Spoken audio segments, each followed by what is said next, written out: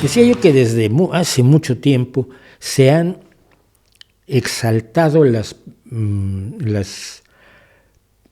prácticas curanderiles tradicionales como si fueran tan valiosas como la medicina. En mi libro La Izquierda Feng Shui, que tengo allí, que estoy promoviendo, no sé por qué, porque ya no está a la venta más que en electrónico, cuento la historia precisamente de cómo se inició la idea de que la medicina era mala, entre otras cosas, porque acababa con el dolor, cuando el dolor es importante para crear carácter. Es una visión muy fascista, pero la tenía un sujeto cuyo nombre ahora no recuerdo, pero ya me acordaré de él. Un psicoanalista, cura, que estuvo aquí en México. Y la idea de que había que regresar a las prácticas de curación, pseudomedicinas, falsas medicinas o presuntas medicinas del pasado, que no servían. Por eso la gente vivía 30 años de media. Sí, había gente de 100, pero la mitad de los niños morían antes de los 5 años. La mitad de los niños morían antes de los 5 años. Entonces la esperanza media de vida era de 30 años, 24, 28, 29. Había enfermedades que eran absolutamente incurables, la viruela, la diabetes o intratables, todo tipo de infecciones. No podía hacer nada. Esas prácticas contra la lepra o contra la sífilis estaba simplemente inutilizada. No servía. Pero vamos a recuperarla porque es tradicional. Lo comentaba yo en el vídeo de ayer precisamente de la Ayurveda. El respeto recuperado a las culturas que fueron colonizadas y aplastadas y que deben ser reconocidas y deben ser rescatadas por todo lo bueno que pueden ofrecer. Esto no quiere decir que se recupere también lo malo. Es como recuperar el concepto de esclavitud o de sacrificios humanos de los mexicas. Oye, no. Definitivamente no. Y recuperar sus curaciones es lo mismo. Pero desde 2001-2002, el Estado de Puebla cuenta con 15 módulos de medicina tradicional. Lugares donde se está gastando dinero que se debería utilizar en medicina de verdad. Porque la medicina tradicional no sirve. Y lo sabemos por las enfermedades que se padecían antes de la aparición de la medicina científica basada en evidencias a partir de mediados y fines del siglo XIX. Solamente. En Querétaro quieren todavía recuperar, rescatar la medicina tradicional en comunidades indígenas. Esto suena muy bonito, le estamos reconociendo la sabiduría que no sirve para curar, o sea que no es sabiduría, que son supersticiones y creencias, pero la vamos a recuperar para decirles a los indígenas: yo te respeto, hermano, tú puedes curarte con las hierbas que nunca sirvieron, que yo seguiré yendo al hospital. Tú tienes tus plantas curativas, yo tengo la planta de cardiología y la planta de oftalmología y la planta de neonatología. Es una forma de negarle la atención médica a las mayorías. En México las mayorías siguen siendo indígenas no por etnia, sino por costumbres, por cultura. Como decía aquel viejo amigo mío, cuando me visto de traje soy un señor, pero si con la misma cara de indígena que tengo me visto de ropa de manta y guaraches y sombrero y voy a pedir que me dejen comer en un restaurante, no me dejan ni entrar al restaurante. Bueno,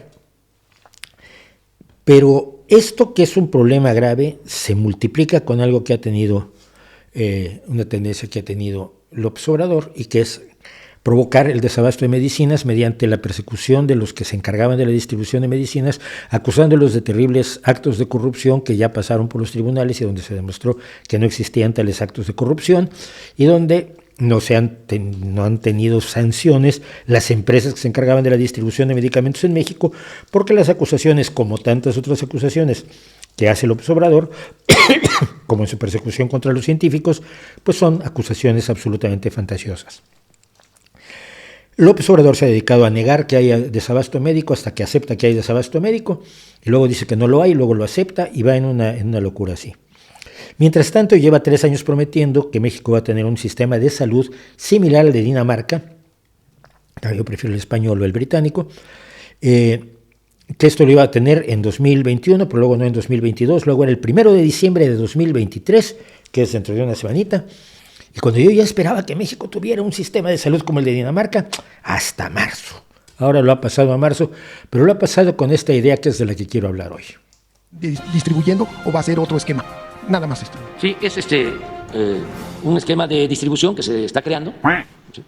Único, para llevar los medicamentos a los centros de salud y a los hospitales. Porque era mucha la corrupción en la compra de los medicamentos, en la distribución de los medicamentos. Lo que estamos procurando es acabar con esa corrupción. Y por eso Birmex va a ser la empresa que va a distribuir. ¿Cómo es que llega la Coca-Cola y la Sabrita hasta los pueblos más apartados? ¿Cómo no vamos a poder distribuir las medicinas? De ahí es el compromiso. En marzo tenemos resuelto el problema de la salud pública. Vamos a tener funcionando el mejor sistema de salud pública del mundo. Aunque se burlen mis adversarios, los conservadores y sus voceros. Es un compromiso.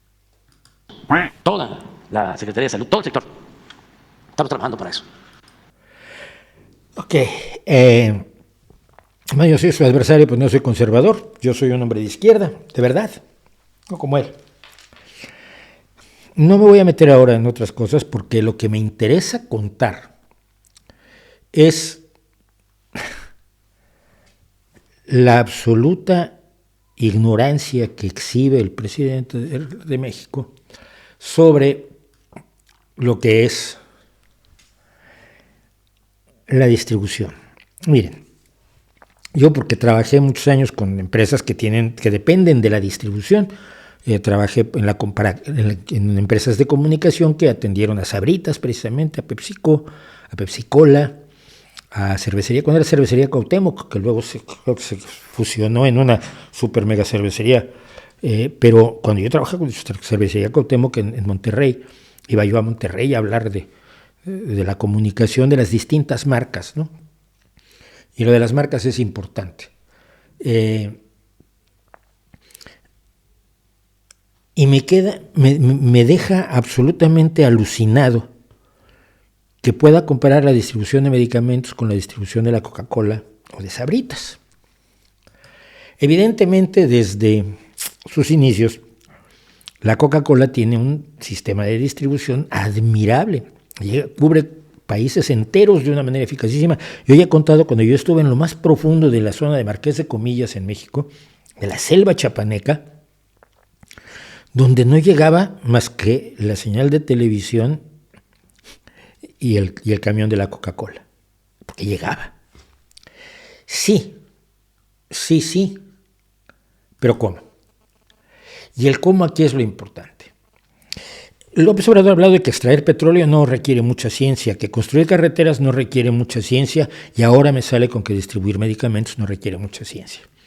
Y el paradigma que elige es el de dos líneas de productos, que son Sabritas, que es Frito-Lay, una de las división de Pepsi-Cola, y Coca-Cola. Son redes enormemente eficaces. ¿Cómo lo hacen? Bueno, él va a hacer un almacén centralizado que tenga todas las medicinas del mundo. No es posible tener todas las medicinas del mundo, pero lo va a tener en una bodega gigantesca, en un almacén enorme. Él cree que así es como se distribuyen productos como Coca-Cola o los aperitivos de Sabritas. No es así. Sabritas tiene una veintena de fábricas por todo el país y 120 centros de distribución principales. Coca-Cola tiene 20 embotelladoras y 16 centros de distribución, más otros centros de subdistribución. Para hacer esto, simplemente en el caso de Coca-Cola, Coca-Cola tiene 800 camiones en México. Esos 800 camiones requieren miles de empleados. Además de talleres de mantenimiento, cocheras, sistemas de gestión con software propio, con software escrito especialmente para la tarea de logística que se lleva a cabo, seguimiento por GPS de todos los camiones, peritos, equipo legislativo solo para la flotilla, porque prácticamente todas las semanas tiene un accidente alguno de los camiones y es necesario que intervengan peritos legislativos y de todo tipo. Esto sería muy poco para lo que ha planteado López Obrador, 800 camiones, pero nos da una idea de cuál es el esfuerzo de distribución que tiene Coca-Cola. La producción del líquido es una fracción de lo que usted paga por la Coca-Cola, y mucha parte de lo que usted paga no es por el líquido, sino por estos enormes sistemas de distribución que se hacen a partir de embotelladoras, en las que Coca-Cola solo les vende el jarabe a todo esto. Las embotelladoras son propiedad de personas locales o de grupos locales, pero Coca-Cola solo les vende, los obliga a mantener la imagen de la marca, pero solo les vende el jarabe. La fábrica, la embotelladora de Coca-Cola que está cerca de donde estás tú, esa no es de Coca-Cola. Bueno, Coca-Cola y Sabritas tienen unas pocas líneas de productos que vende Coca-Cola. Bueno, vende 3 o 4 variedades de Coca-Cola, Light, 0, 00, quizás Cherry Coke, tiene otras varias marcas, tendrá que 12, 25, menos de 50 líneas de productos que vende, ¿no? Sabritas, que tiene pues un montón de aperitivos, pero ¿qué? Puede tener 50 variedades, 80 variedades de aperitivos, 100, ponga usted. En medicamentos hablamos de miles de líneas de productos. No puedo encontrar la cifra en México, pero en España hay autorizadas 13,000 líneas de productos, 13,000 medicamentos que se utilizan y están a la venta todos los días. 13,000, no 100, no 50, no 20. Productos que además tienen que distribuirse selectivamente. Tú la Coca-Cola la llevas a todas las tiendas. Cada ruta de camión tiene sus tiendas y todas las tiendas les pone lo mismo.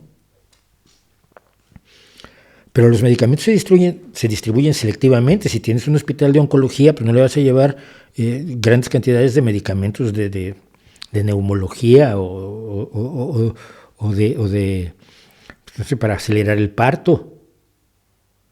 Vas a llevar los medicamentos oncológicos que se necesitan en un hospital de oncología. La distribución de esos miles de líneas, que son probablemente más de 10,000, implica que muchas de ellas son refrigeradas, es decir, que tienes que tener camiones refrigerados. Un aparato enorme que no se monta en 3 meses, de diciembre a marzo, 4 meses, con una inversión elevadísima y un gasto corriente bruto, que tienes esos miles de personas trabajando solo en la distribución, que tienes todo el sistema que está detrás para mantener ese sistema de distribución, que tienes el gasto de reparación continua de camiones, de reparación continua de máquinas, de supervisión, de personas que están supervisando que los medicamentos que salieron en el camión lleguen al lugar donde tienen que llegar y no se vendan en el camino irregularmente. Esto requiere además expertos en logística, en cadena de suministros, administradores experimentados y deseamos miles de empleados. Empezar a hacer algo así desde cero, porque todos estos mecanismos de distribución que existen y que tienen estas 2 megaempresas multinacionales no se hicieron en 4 meses, se desarrollaron a lo largo de los años. Empezaron distribuyendo un espacio pequeño y fueron ampliando sus redes conforme sabían mejor cómo hacer las cosas, entre otras cosas. Levantar desde cero un mecanismo así donde está en juego la vida de gente, cosa que no pasa con los refrescos y los aperitivos, definitivamente, es una tarea colosal que yo no veo que se esté emprendiendo.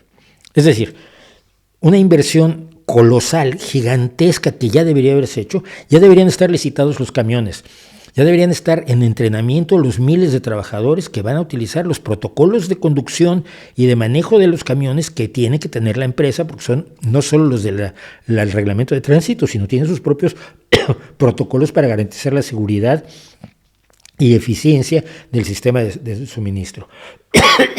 Ya deberían estar retrasadas las rutas, ya debería estar escrito el software y estar en pruebas. Y nada de eso se está haciendo, porque si se estuviera haciendo, López Obrador ya lo estaría presumiendo. Vamos. Esto es simple y sencillamente un capítulo más de los cuentos del tío Andrés Manuel, que se cuentan para mayor gloria de él, porque él lo va a lograr, aunque de él se rían sus enemigos y adversarios, los conservadores, no lo está haciendo para los pacientes, no lo está haciendo para los niños con cáncer, no, lo está haciendo para demostrar que él es maravilloso, tan maravilloso como él cree que es, jugando con la vida de otros, prometiendo lo incumplible, y mostrándonos que la ideología del del narcisismo populista, cree que el deseo hace realidades y abre espacios en la historia, y ni hace realidades ni abre espacios. Lo siento muchísimo. Y es vergonzoso ver a él, un jefe de Estado de la 15ª economía mundial, poniéndose en evidencia de esta manera.